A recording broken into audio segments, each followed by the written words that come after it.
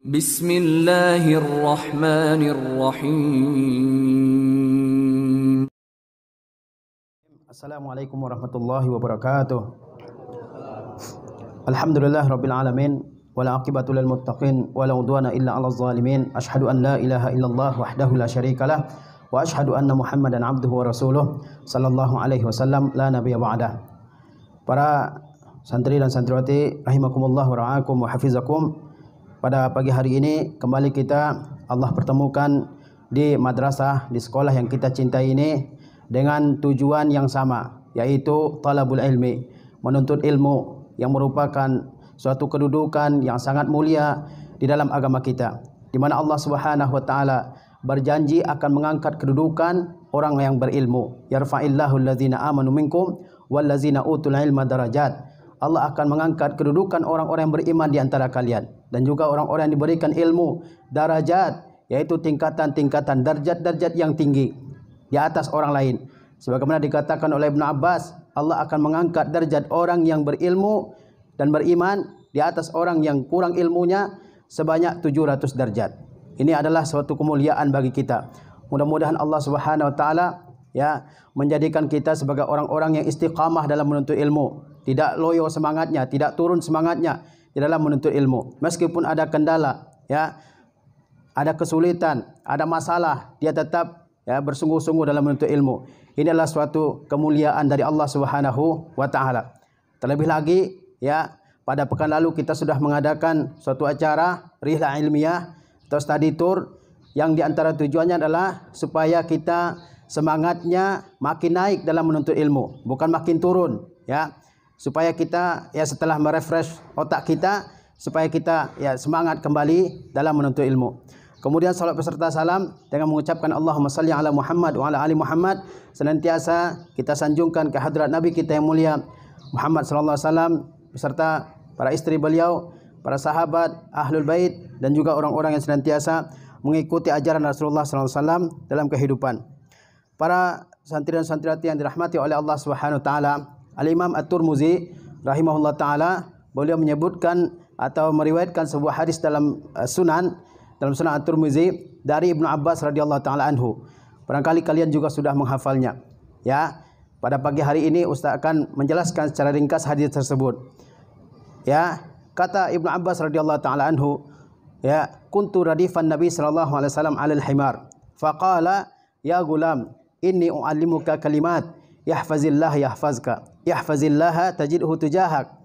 Kemudian kata Rasulullah SAW, wa iza sa'alta fas'alillah, wa iza sta'anta fasta'in billah, wa alam annal ummata law ijtama'at ala an yanfa'uka bi syai'in lam yanfa'uka illa bi syai'in qad katabahallahu 'alaik, qad kataballahu lak. Wa alam annal ummata law ijtama'at ala an yadurruka bi syai' lam yadurruka illa bi syai'in qad katabahallahu 'alaik. Rufi'atil aqlam wa jaffatis suhuf. Hadis yang mulia ini adalah suatu hadis yang sangat penting bagi kita sebagai seorang muslim dalam kehidupan kita. Pertama kata Rasulullah SAW, ya gulam, wahai gulam. Gulam itu adalah anak kecil, anak yang berusia mungkin 6 tahun, 7 tahun, 8 tahun. Dalam bahasa Arab disebut dengan gulam.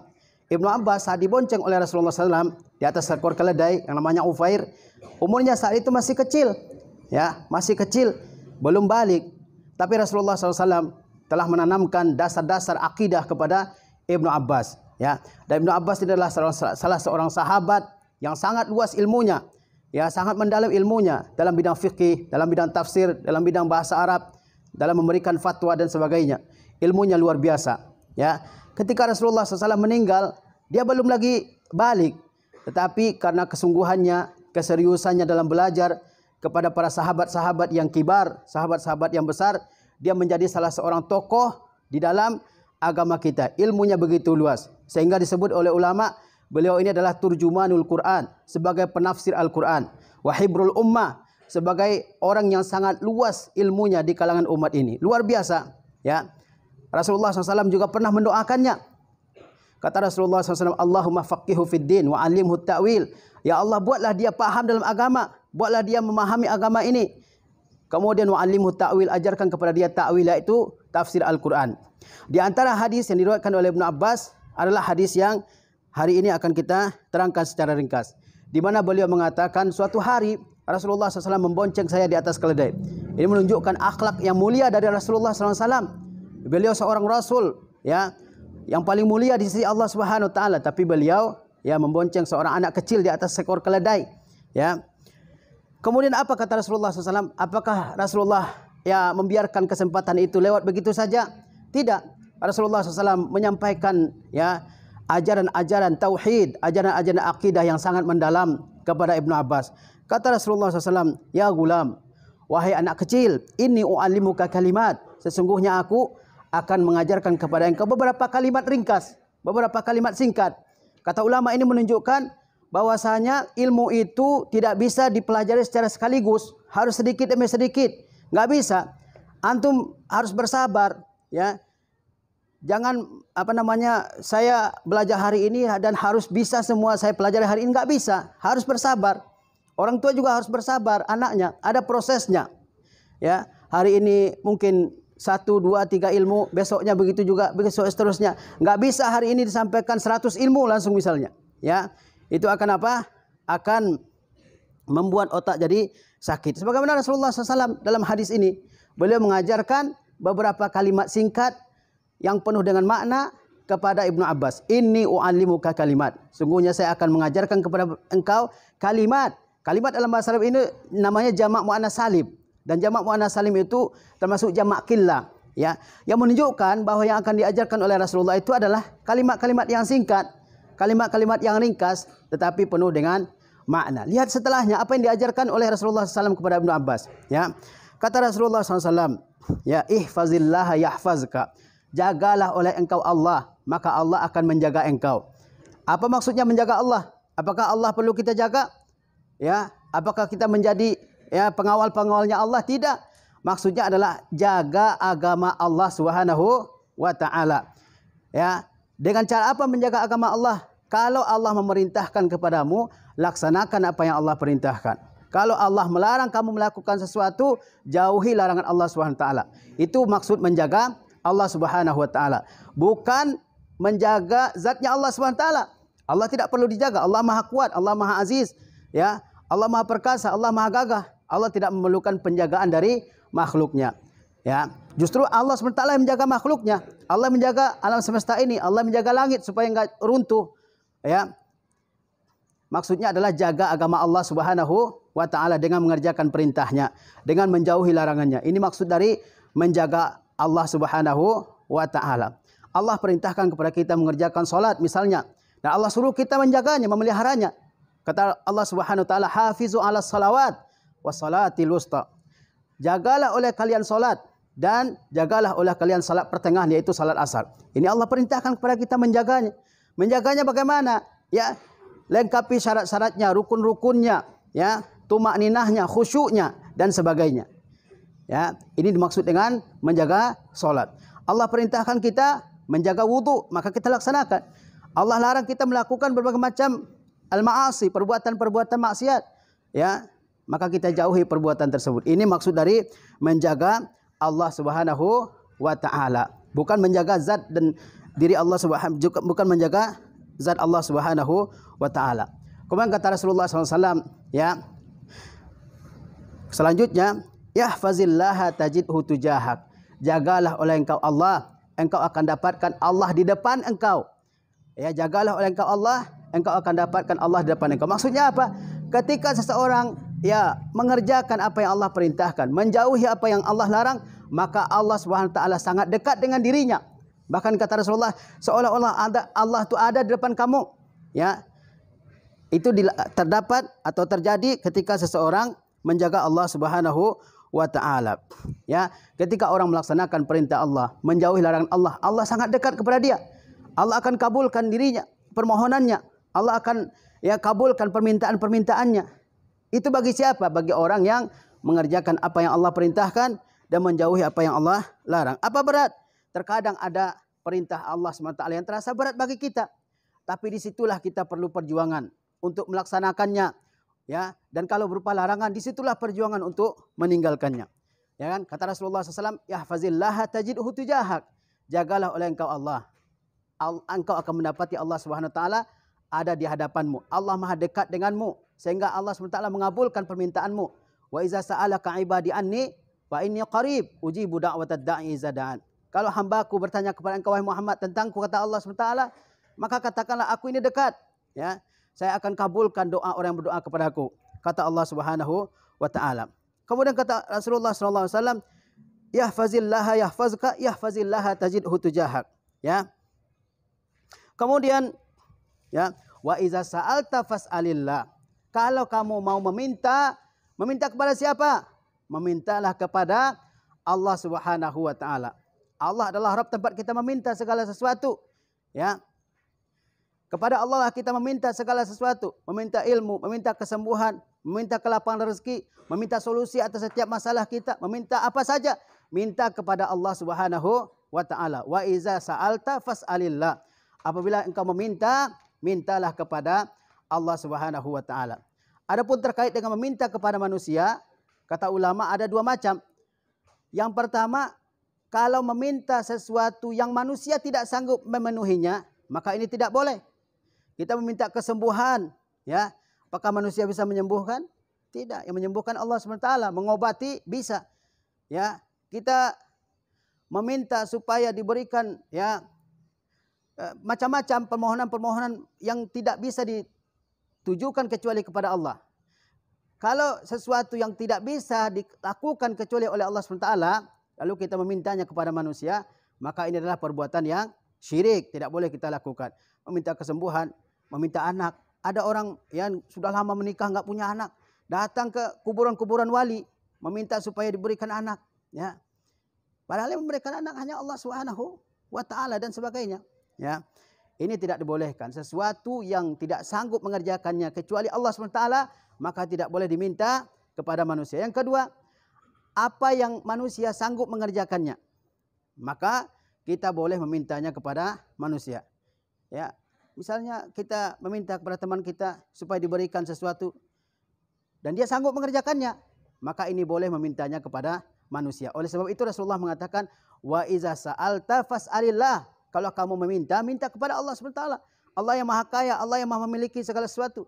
Allah yang langit dan bumi ini ada di tangannya. Minta kepada Allah SWT, Allah yang Maha Kaya. Ya. Apabila kamu meminta, memintalah kepada Allah Subhanahu wa taala. Jangan meminta kepada manusia hal yang tidak sanggup dikerjakan oleh manusia. Kemudian kata Rasulullah SAW, wa iza sta'anta fasta'in billah. Kalau kamu meminta tolong, minta tolonglah kepada siapa? Kepada Allah SWT. Ini akidah, ya. Jangan meminta tolong kepada makhluk yang lemah seperti kita. Minta tolong kepada Allah Subhanahu wa taala. Itulah yang setiap saat, ya, setiap kita salat kita ucapkan iyyaka na'budu wa iyyaka nasta'in. Hanya kepada Engkau ya Allah kami, ya, beribadah, dan hanya kepada Engkau kami meminta pertolongan. Begitu juga meminta pertolongan dibagi oleh ulama menjadi dua. Hal-hal yang tidak sanggup dikerjakan oleh manusia, maka tidak boleh memintanya kepada manusia. Hal-hal yang sanggup dikerjakan oleh manusia bisa kita isti'anah, meminta pertolongan kepada manusia. Tapi hal yang enggak sanggup dikerjakan oleh manusia, jangan memintanya kepada manusia, mintalah kepada Allah SWT. Itulah makna hadis Rasulullah SAW, wa iza sta'anta fasta'in billah. Kalau engkau meminta tolong, minta tolong kepada Allah Subhanahu wa taala. Ya. Menyembuhkan penyakit, menghilangkan bahaya, itu adalah Allah Subhanahu wa taala, kekuasaan Allah Subhanahu wa taala. Tidak boleh memintanya kepada sesama makhluk yang lemah seperti kita.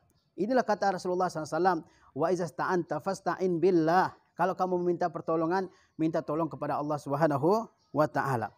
Kemudian kata Rasulullah SAW, wa'lam, ketahuilah oleh engkau, ya, seandainya manusia semuanya, ya, dari seluruh dunia mereka bersatu padu untuk mendatangkan sesuatu yang bermanfaat bagi engkau, maka mereka tidak akan sanggup, ya, memberikan manfaat kepada engkau kecuali manfaat yang sudah Allah tetapkan kepada engkau.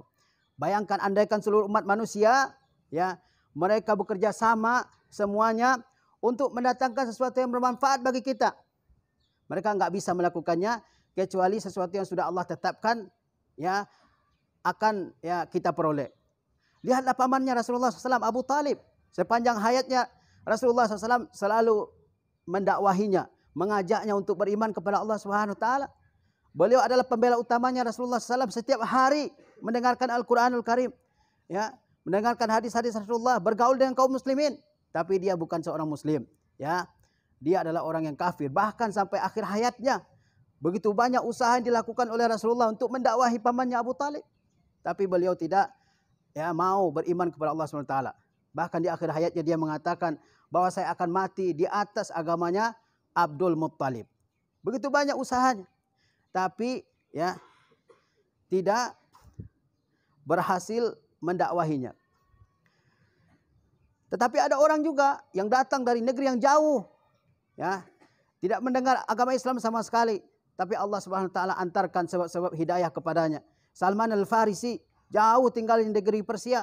Tidak ada saat itu orang yang bertauhid di Persia, malah mereka majusi, menyembah berhala, menyembah api, Tapi karena Allah Subhanahu wa taala berkehendak memberikan hidayah kepadanya, Allah bimbing dia untuk sampai ke kota Madinah, kemudian beriman kepada Rasulullah sallallahu alaihi wasallam. Kata Rasulullah SAW, seandainya umat manusia ini bersatu semuanya untuk memberikan sesuatu yang bermanfaat bagimu, enggak bisa kecuali yang Allah sudah tetapkan bagimu. Begitu juga kalau seandainya manusia semuanya mereka membuat suatu persatuan yang besar untuk membahayakan kamu semua, maka mereka enggak bisa melakukannya kecuali apa yang Allah SWT sudah tetapkan akan menimpamu. Lihatlah Rasulullah SAW, bagaimana ketika beliau hijrah, semua kabilah-kabilah Arab bersatu untuk membunuh Rasulullah SAW. Mereka mengirim anak-anak muda mereka untuk membunuh Rasulullah SAW di malam hijrah tersebut. Mereka membawa pedang. Untuk apa? Untuk membunuh Rasulullah SAW.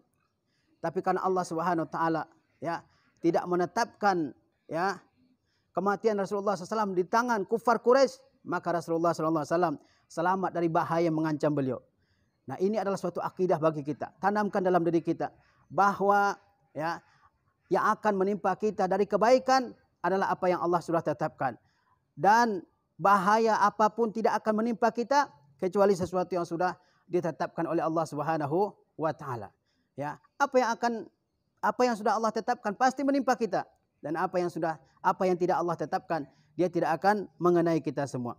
Kemudian kata Rasulullah SAW, rufi'atil aqlam, pena-pena yang mencatat takdir manusia sudah diangkat, semuanya sudah tertulis, semuanya sudah dicatat oleh Allah Subhanahu wa taala. Bahkan dalam sebuah hadis Rasulullah mengatakan bahwa takdir manusia sudah dicatat 50.000 tahun sebelum adanya langit dan bumi. Sudah terdahulu apapun yang terjadi di alam semesta ini sudah tercatat, sudah dituliskan oleh pena-pena takdir. Kata Rasulullah SAW, Inna Allah kataba maqadir al-khalaiq qabla an yakhluqas samawati wal ardi 50 alfa sana.